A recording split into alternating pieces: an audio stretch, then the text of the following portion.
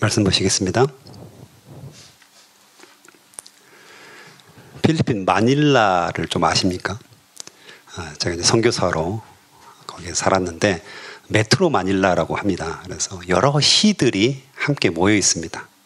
마닐라만 있는 게 아니라 뭐 나보타스, 파식, 또 쾌존 다 시입니다. 시가 이렇게 모아서 전체를 마닐라라고 합니다. 제가 이제 선교사로 있을 때 광주에서 150명 정도 늘 여름에 단기 선교로 왔습니다. 그래서 이제 그 팀을 10개 정도로 이렇게 나누어서 각 시에 보냈습니다. 나보타스에도 보내고, 파식에도 보내고, 또 쾌존에도 보내고, 또 이렇게 교회들을 섭외해가지고 현지 이제 목사님들과 연결해가지고 그곳에 사역을 하도록 했죠. 가장 기억에 남는 게 나보타스라는 시가 있습니다. 그래서 해안 저지대라고 보시면 되는데요. 늘 이렇게 우기철에는 길에도 물이 가득 넘칩니다. 똥물이 흘러다니는 거죠. 그래서 그에 이제 저희가 나보타스에 보낼 팀들을 선정하고 보통 이 비행기를 타면 마닐라에 한 12시 정도 도착을 합니다. 그 비행기가 있거든요. 그래서 그 비행기를 타고 이제 팀을 받았습니다. 그래가지고 다 이제 엄청나게 이제 시간들이 많이 걸립니다. 실제로 150명이 이렇게 다 수속하고 팀들 이렇게 연결해가지고 보내고 이제 너무 힘들죠. 제 입장에서는. 그래서 2시경이나 끝났을 겁니다. 그래서 집에 와서 좀 쉬고 있는데 나보타스에서 전화가 왔습니다. 선교사님 큰일 났습니다. 좀 와보십시오. 이렇게 이야기를 하더라고요. 그래서 무슨 일인가 하고 자초지종을 들어봤더니 현지 이제 목회자들이 숙소를 2주간 예약을 해야 되는데 나보타스 지역에 딱 팀이 가봤는데 창문도 없고요. 문도 없고요. 거기서 이제 자매들하고 형제들이 이제 섞여 있는데 자야 되는 거예요. 그러니까 집을 얻었는데 아직 공사가 덜 끝난 거기에서 2주간 사라고 하니까 이 팀이 깜짝 놀란 거예요. 저를 이제 빨리 부른 거죠. 메트로 마닐라가 생각보다 험한 곳이거든요, 실제로. 그런데 창문도 없는 곳, 대문도 없는데 거기서 사라고 하니까 저도 황당하더라고요. 그래서 미리 이제 제가 다 공지를 하고 이 정도 수준을 좀 이렇게 주택을 아니면 뭐 리조트라든가 또 다양한 이제 방법으로 숙소를 정해달라고 했는데 그 집주인이 이제 그때 되면 다 공사가 완료될 거다 하고 해서 이제 얻은 건데 뭐 필리핀이 그렇습니까? 완성이 안 된 거죠. 그래서 이제 난리가 난 겁니다. 그래서 도저히 잘 수가 없는, 도저히 숙소로 사용할 수 없는 곳이어서 다른 데로 옮기고 뭐 부랴부랴 새벽까지 이렇게. 근데 뭐 쉽지는 않았었죠. 당장 뭐 3시, 4시 됐는데 어떻게 옮길 수가 없어가지고 그때 하룻밤만 이렇게 자라고 형제들이 버쳐서고 그랬던 기억이 있습니다. 오늘 이제 본문 말씀에 성벽을 세운다. 이 말씀을 준비하면서 이 생각들이 나더라고요. 여러분 집에 현관문이 없다고 생각해 보십시오. 아니면 단독주택인데 담도 없고 현관문도 없고 이러면 거기 살 수가 있겠습니까? 굉장히 불안하고 또 심지어는 주변에 호의적인 사람들이 아니라 나를 해하려고 하는 사람들이 다 있다고 생각해 보십시오. 굉장히 불안하고 거기서 살 수 있을까 이런 생각들이 됩니다. 가장 최우선순위를 두고 대문을 달아야 되고 가장 최우선순위를 두고 담을 쌓아야 될 겁니다. 아마. 예루살렘이 지금 그런 상황입니다. 전혀 방비할 수 있는 그런 시설들이 없습니다. 그래서 주변 적들이 엄청 많은데 늘 호시탐탐 노리고 있고 약탈을 하고 있고 이런 상태에서 지금 이제 성벽을 재건하는 과정이죠. 가장 우선순위를 두고 있고, 그 당시에 이제 성은 도시 단위로 도시를 보호할 수 있는 가장 중요한 수단이었죠. 또한 영적으로 본다면 영적으로도 굉장히 중요하죠. 왜냐하면 하나님의 성전이 있는 곳, 이것을 보호해야 되고 지켜야 되는 이런 의미가 있었습니다. 그래서 이 느헤미야가 계획을 세우고 기도하면서 이 일들을 계속해서 추진하는데, 이게 이제 외부의 침입을 방비하는 그런 효과도 있지만 영적인 의미로 하나님의 성전을 보호하는 의미도 있기 때문에 방해가 심했다는 겁니다. 하나님의 나라를 건설하고 하나님의 나라를 세우는 데 있어서 엄청난 방해가 일어납니다. 그래서 크게는 외적인 핍박, 외적인 위협, 오늘 말씀이고요. 내일 나오는 내부적인 그런 핍박도 있습니다. 내부적인 갈등, 이런 부분들이 생기는 거죠. 그래서 오늘 산발랏이라는 사람, 이 사람은 사마리아 총독이었어요. 남유다, 북이스라엘. 그래서 북이스라엘을 사마리아라고 했잖아요. 거기에 이제 총독으로 있었던 사람이고, 그 다음에 암몬 사람 도비야. 처음에는 이 사람들이 이제 이렇게 방해를 하잖아요. 그 후에는 7절에 보면 산발락과 도비야와 아라비아 사람들과 암몬 사람들과 아수도 사람들, 그래서 점점 방해하는 세력들이 커지는 것들을 우리가 볼 수가 있습니다. 산발랏은 성벽이 보수되고 있다는 소식을 듣고 화를 내죠. 화를 내고 분을 참지 못한다고 분명히 이야기하고 있고요. 도비야는 막 조롱을 합니다. 여우 한 마리가 올라가더라도 무너지게 될 거다. 너희들이 짓는 그 성벽 금방 무너질 거다. 이렇게. 나중에는 군사를 동원해서 여기를 싸우자. 싸움을 준비하죠. 그래서 혼란에 아직 이제 충분히 건설되지 않았으니까 지금 공격하면 우리가 충분히 이길 수 있다. 못하게 할 수 있다. 이렇게 소문을 내기도 하고 계획을 세우기도 합니다. 그래서 강하게 핍박하고 강하게 방해를 하는 세력으로 나오는데요.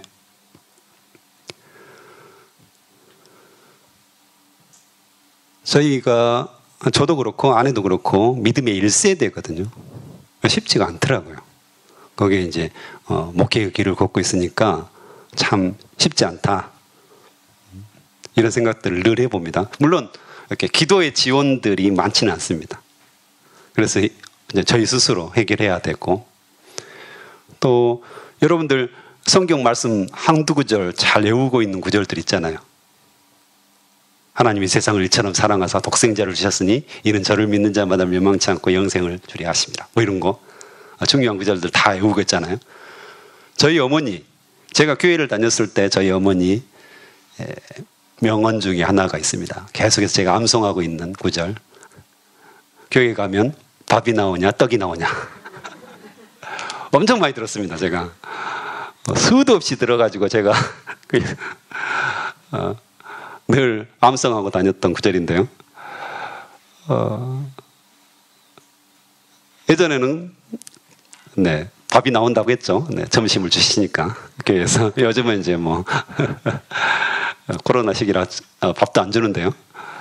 어쨌든 그 이야기를 계속 듣고 자랐습니다. 물론 이제 제가 성인이 되었기 때문에 막 못 가게 하고 뭐 때린다든가 그런 것은 경험하지 않았습니다. 근데 많은 믿음의 1세대들이 이 믿음의 계보를 만들기 위해서 애를 쓰죠. 그때마다 가정의 핍박들이 심한 것을 우리가 경험합니다. 그렇죠? 다 경험하셨을 거예요. 부모님의 반대, 남편의 반대, 수없는 반대들을 경험하죠. 근데 우리가 믿음의 가문을 세우고 믿음을 세우기 위해서 애를 쓰는 거잖아요. 그때마다 외부적인 핍박들이 심하게 우리에게 옴을 할 수가 있습니다. 똑같은 겁니다. 지금 예루살렘 성벽을 세우는 데 있어서 수많은 외부적인 핍박이 생기는 것은 영적으로 보면 하나님의 나라, 하나님께서 통치하시는 그것을 세우기 위해서는 많은 핍박을 견뎌야 된다는 사실입니다. 그래서 지금도 아마 많은 집사님들 중에서 가정의 반대와 또 여러 가지 핍박들을 경험하는 분들이 있을 겁니다. 하지만 성경은 분명하게 말씀하십니다. 그것이 당연하다는 거죠. 하나님의 나라를 세우고 하나님의 말씀대로 하나님의 통치를 경험하기 위해서는 자연스럽게 핍박이 있다고 합니다. 핍박이 없이 하나님의 나라가 세워지지 않는다는 거죠. 믿음의 가정이 세워지지 않는다는 것입니다. 그래서 그것을 오히려 견뎌내고 이겨내고 극복하고 오히려 그걸 통해서 하나님께서 아름다운 열매를 주신다는 사실입니다. 호야라는 꽃이 있습니다. 호야라는 꽃이 저는 자연스럽게 꽃이 피는 줄 알았습니다. 근데 잘 안 피는 꽃이더라고요. 저희 집에 이제 2개가 있습니다. 화분.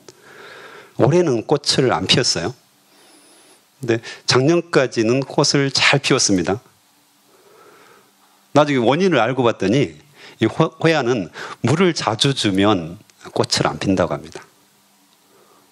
저희들이 이사 와가지고 물도 자주 주고 이렇게 거실에 놔뒀거든요. 예전에는 저쪽 베란다 쪽에 놔뒀기 때문에 별로 관심이 없이 내버려 뒀는데 이사 와서는 거실에 두면서 이렇게 영양제도 꽂아주고 물도 자주 주고 했더니 꽃이 안 피는 거예요. 잘만 자라요. 잎이 아주 반질반질 예쁘게 잘 자라거든요. 넝쿨도 막 자라고. 근데 결정적으로 꽃이 안 피는 거예요. 꽃이 예쁘거든요. 그래서 왜 안 피지? 했는데 너무 잘해줘서. 네, 결정적인 이유는 그거였습니다. 고난이 없어서. 그래서 저희들 찾아보니까 얘는 물을 거의 안 줘가지고 입이 말랑말랑할 때 물을 거의 안 주고 영양제도 거의 안 주면 자기의 어떤 생존 본능에 의해서 그때 꽃을 핀다고 합니다. 강하게 핍박했을 때, 고난을 주었을 때, 물도 안 주고 관심을 안 줬을 때 비로소 꽃을 피워내는 꽃이더라고요. 잘해주면 절대 꽃을 안 피우는, 그냥 입만 무성해지는, 계속해서 자라기만 하고 꽃을 안 피우는 그런 꽃이더라고요. 그래서 아, 그렇구나. 그냥 내버려 둬야 되는구나. 고생하도록 내버려 둬야 되는구나. 이 생각이 들었어요.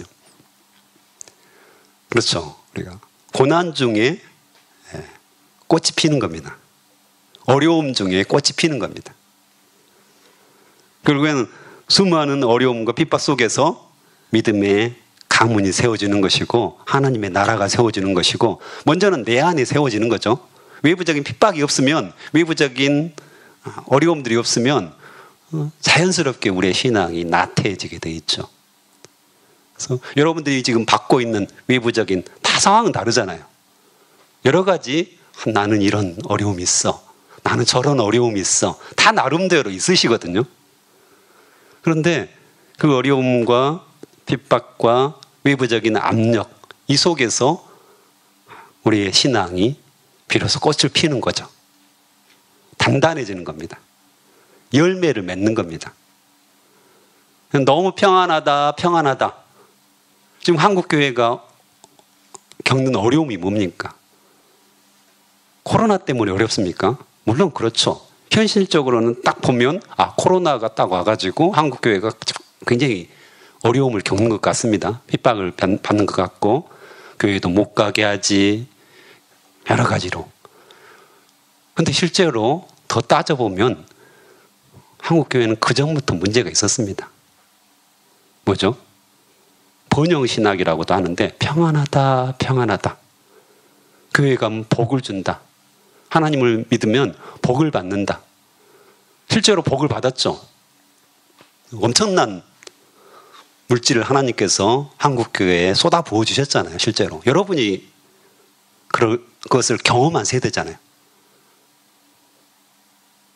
90년대, 2000년대 들어오면서 엄청난 부를 하나님께서 한국교회에 부어주셨고 늘 평안하다, 평안하다. 이게 어찌 보면 가장 걸림돌이 되었죠. 실제로 많은 성도들이 늘 교회 오면 평안한 거죠. 마치 액세서리처럼, 부적처럼 교회에 와서 평안을 구하고, 그래서 핍박이 없다 보니까 점점 신앙이 흐트러지는, 오히려 고난의 예수 그리스도의 십자가를 붙잡기보다는 복을 받고 평안하고 이걸 더 선호하게 되는 이런 어려움에 빠지게 된 겁니다. 실제로. 그래서 오히려 우리가 지금 현재 당하고 있는 고난들, 그것을 기뻐하십시오. 하나님께서 우리에게 열매를 주시기 위해서, 믿음의 꽃을 피우고 열매를 맺게 해주시기 위해서 우리에게 주신 거라는 것입니다. 고난이 없다, 나에게 너무 평안하다, 그러면 무릎을 꿇으십시오. 가장 위험한 상황일 수도 있습니다. 내가 너무 평안해, 내가 너무 교회 다니는 게 너무 안정이 돼 있어. 그러면 혹시 내가 믿음으로 지금 문제가 있는 것은 아닌가, 다시 한번 돌아볼 기회라는 생각들이 듭니다. 이 느헤미야가 그때 뭐예요?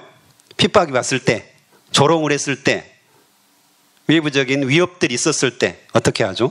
오늘 4절 읽었잖아요. 우리 하나님, 우리의 기도를 들어주십시오.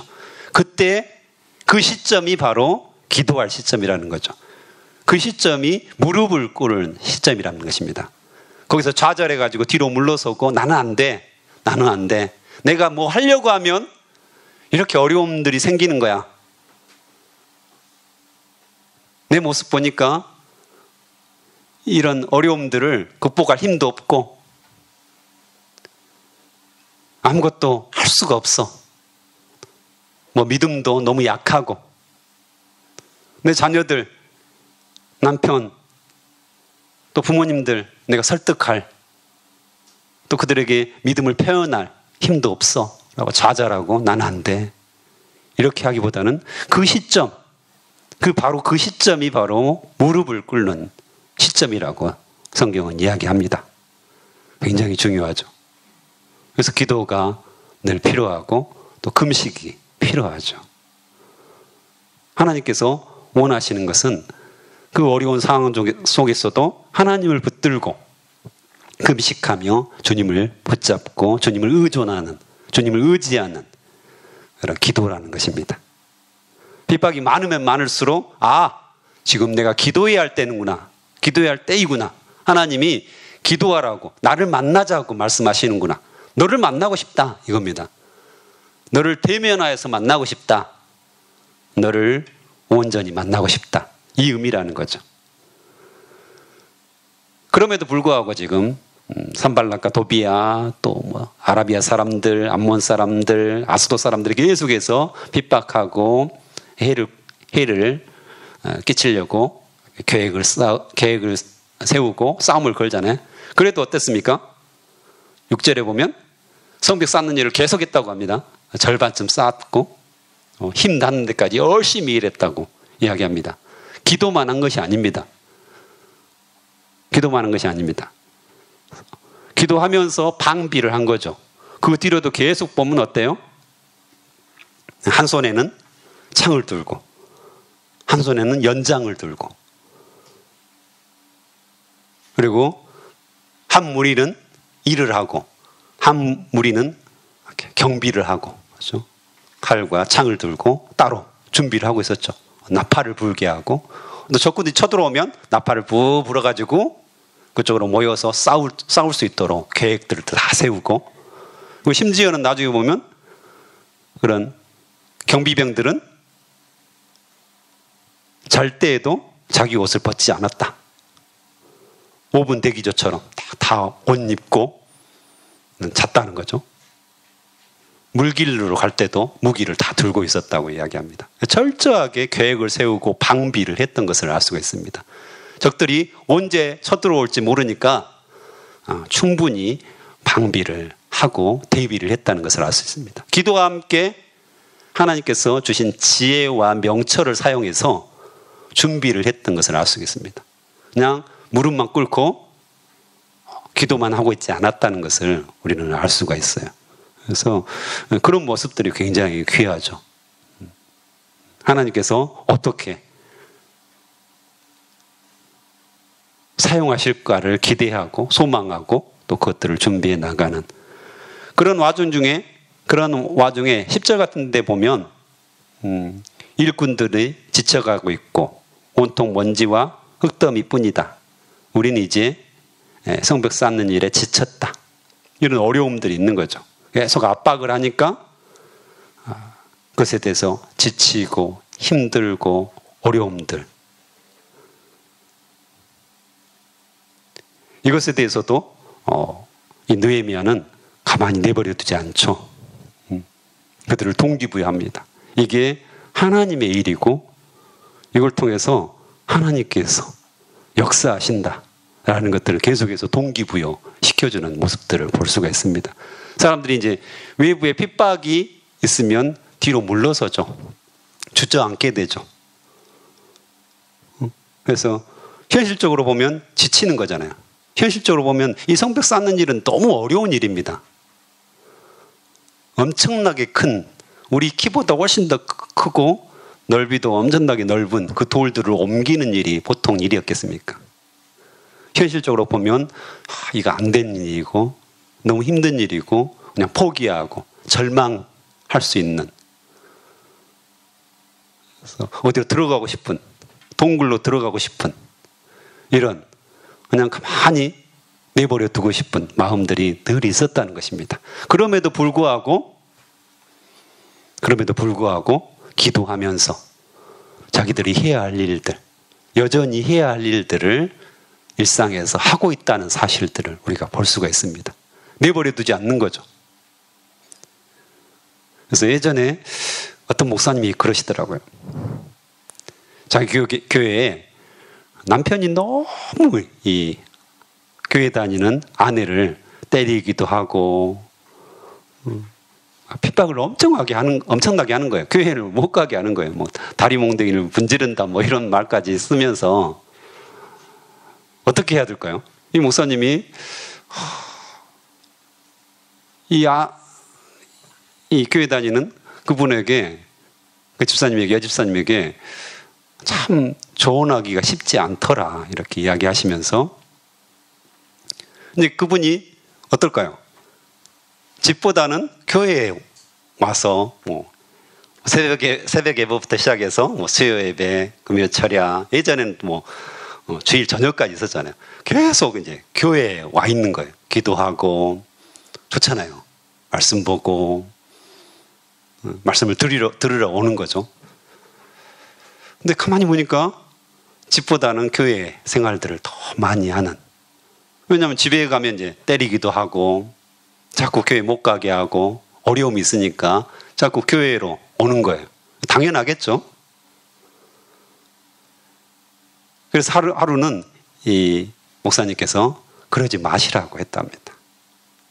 오히려 빨리 집에 가가지고 따뜻한 밥을 짓고 최고로 맛있는 밥을 만들어서 남편 되는 분을 대접하고 남편을 섬기고 남편을 높여드리고 그렇게 하십시오. 이렇게 조언을 했다고 합니다. 그래서 교회에 와서 우리가 기도하고 중요하죠. 새벽 기도, 그다음에 금요 철야, 교회에서 예배하고 찬양하고 기도하는 것은 참 중요합니다.